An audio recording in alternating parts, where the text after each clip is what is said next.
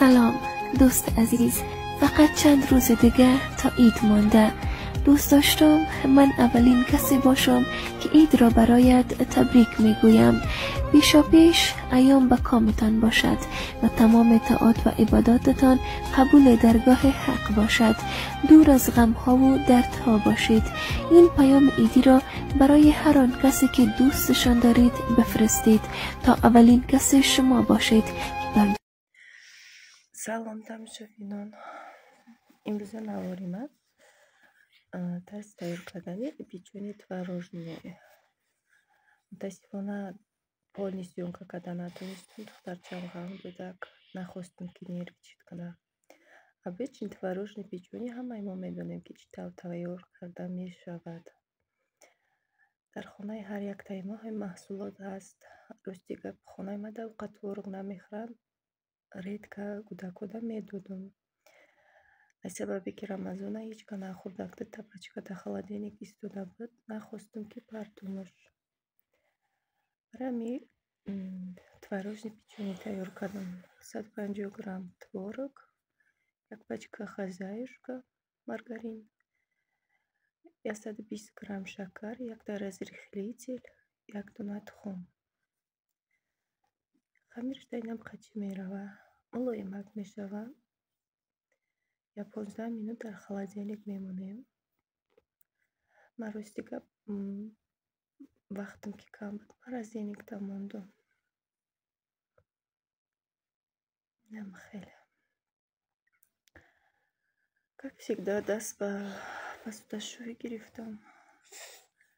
Барои духтарчама нервичит кардан мумкин нест. Баъди наркоз ҳар яктаи мо медонем ки чӣ қадр қиин аст. Тем более кӯдаки майдадай. Стараться мекунам ҳамқа внимание дар духтарчама прошать кунам. Чунки ему нельзя нервничать. Вообще мумкин нест. А я бисабаб ҳам кӯдакора мекашам, овқот медиҳим, ҳамаи чӣ рендам кухня бихӯрен, овоз набурен. Кае ки ховуш барам, ахир оста корома мекунам. باور میکنین خودش اوقا کودکی спокойный набуд, ози баъди наркоз вообще хулиган шидай. Каждый мелочда капризничать мекуна, гирья мекуна. Намедонам якам бори ин ситуацияда рӯбарӯ шудам.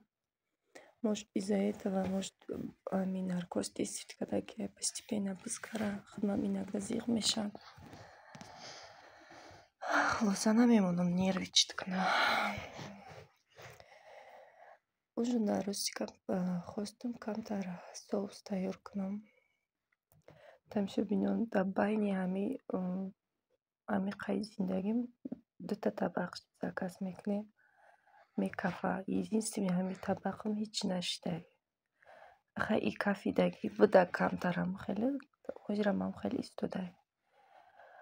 2 заказ кардам, оварданам, эҳтиёт кардам. Всё равно кафедак. Намедонам ман чӣ сабаб. Ёки чӯш бесебай, ёки намедонам хай. Аида ам хай истодай. Рости гап ман худам ами овқоти табақакира беҳад нағз мебинам.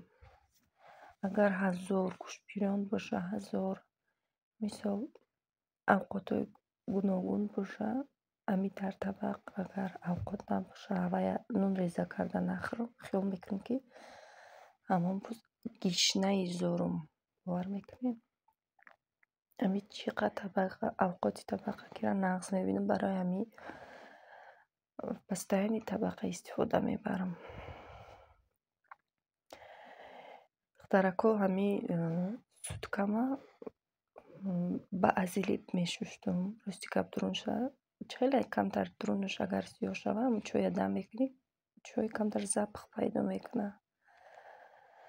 وقتی همین آتیشی را گرفتم و پشه باور میکنی ازیلیب دزدوره داشتم بلوی سنسر دا میزنم. بعد 2 минут توزه میکنم به درجه توزه میشه که همه چیشه میگیره. всегда من تخم میخرم، تخمام میشوم. نمیدونم که ممکن همه بشوان، لیکن من خصلت دارم که هم تخم آوردم میمانم خوب میشه بعد در خالدیلیک میمانم شه نیم خیلی دخترو برای چی من در سوتکا چوی دم میکنم برای چی که گوداکی майдаки دارم میترسم وای بو دهنش محکمه خیلی چپرم شوه نمیریزه اولش خداوند خودش بعدیمش احتیاط نیمی حیات گفتیان ایشا خیست ای جوش در پیش موندم شه که اندی نیر چیت نکنه گریه نکنه اوقات کم در سوس کردم تو زیرباکی وای تیار شدنه با ایدمی کوری دیگم شدم این بینین که خمیرش چه ملایمه خوش رو میویه بستی کپا می حیران میشه که بگرده چی اوقات کنم همیرم از اونده یکم بر سوس نکدم سوس هم بیاد نقص میبینم خودم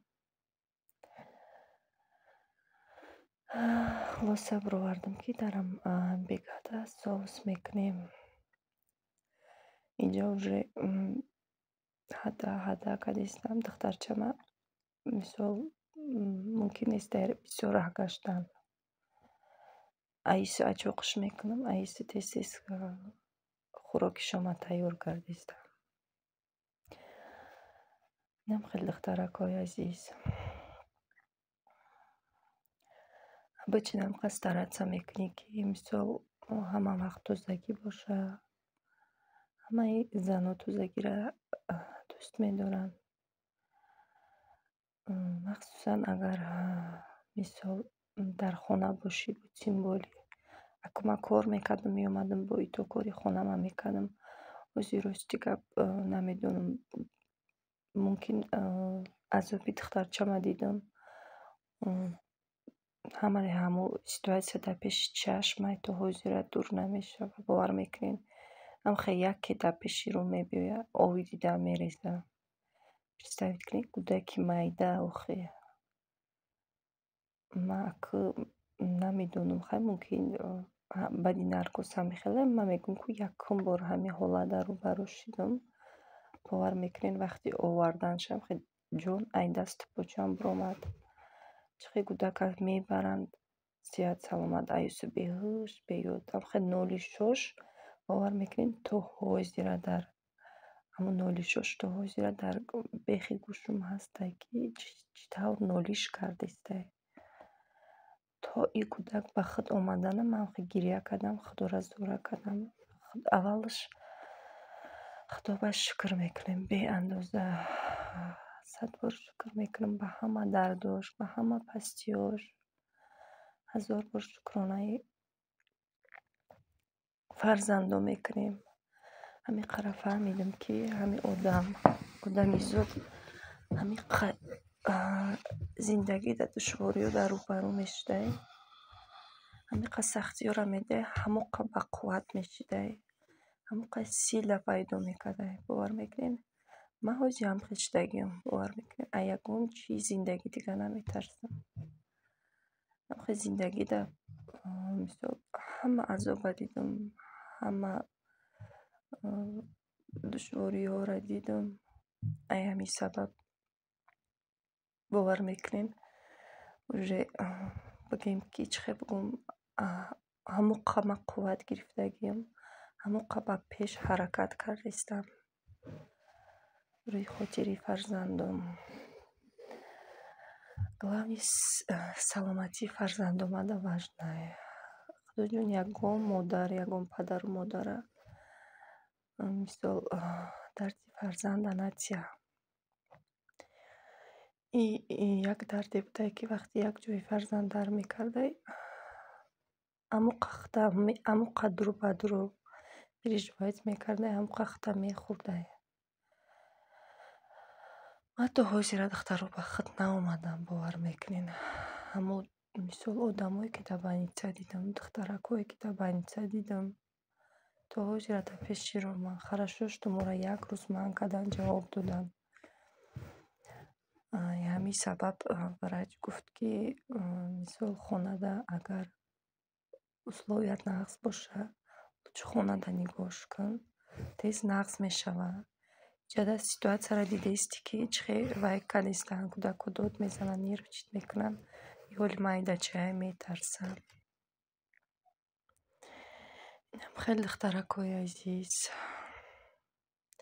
خیلی استیکاب خونه دا آوردمش خیال میکنم که خیلی بهتره اومدم لوچ شد چه مای باینساده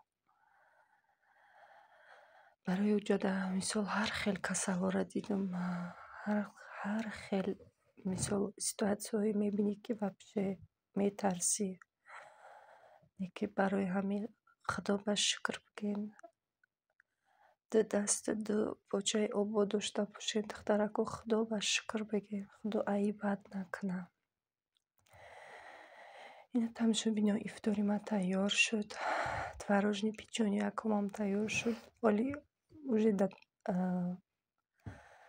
راستی کابتالایلی گرفتم уже کودکان نقص میبینن творожный پیچونی را сразу уже چند تا خوردن как обычно همچنین فرزندکای خودم چنین زورم هستم یک تا همی افطاری مایی دهد میکنم خطی فرزندم میشنیم میخریم دخترکا با مویش توی تاهم بازم میگم که کدومی نزدیکی ماده باشه مرحمت اینا بیاین یک جای افطار میکنیم.